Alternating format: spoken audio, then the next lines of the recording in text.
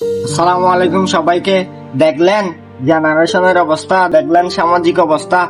এই সমাজে তুচ্ছ ভুলের জন্য মানুষ কতভাবে ভাইরাল হওয়ার জন্য, কিছু ভিউজ পাওয়ার জন্য এই মেয়েটাকে কত বড় অপমান অপদস্থ করে, খারাপ মন্তব্য করে, ছবি এবং ভিডিও আপলোড দিচ্ছে। বাকি ভালো কাজ।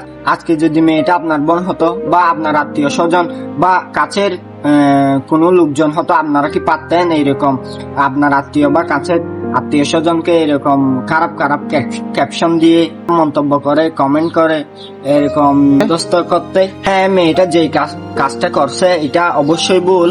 ইসলামিক দিক দিয়ে এবং সামাজিক দিক দিয়ে এটা মেনে নেওয়া যায় না, কিন্তু কথাই তো আছে, পাপীকে নয় পাপকে ঘৃণা করো। আমরা কি এই কথাটা মেনে চলতে পারতেছি?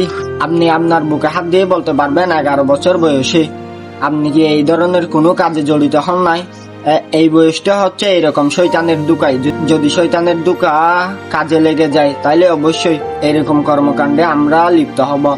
এবং সে যে কাজটা করেছে এটা ক্যামেরা বন্দী হয়েছে, তাই সে ভাইরাল হয়েছে। আপনার কাজটা হয়তো ক্যামেরা বন্দী হয় নাই, তাই আপনি প্রকাশ্যে আসেন নাই। সময় থাকতে ভালো হয়ে যান। মা বোন সবার আছে, বিপদ আপদ সবার ঘটতে পারে। নিজের মন মানসিকতাকে পরিবর্তন করুন। আপনার এই বাজে মন্তব্যের কারণে, কমেন্টের কারণে সেই মেয়েটা কোনো দুর্ঘটনা করে ফেলতে পারে। এটার দায়ভার কি আপনি নিতে পারবেন? অবশ্যই নিতে পারবেন না।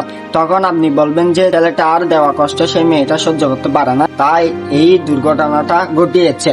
আশা করি আমি কি বলতে চাচ্ছি আপনারা বুঝে গেছেন। আসসালামু আলাইকুম।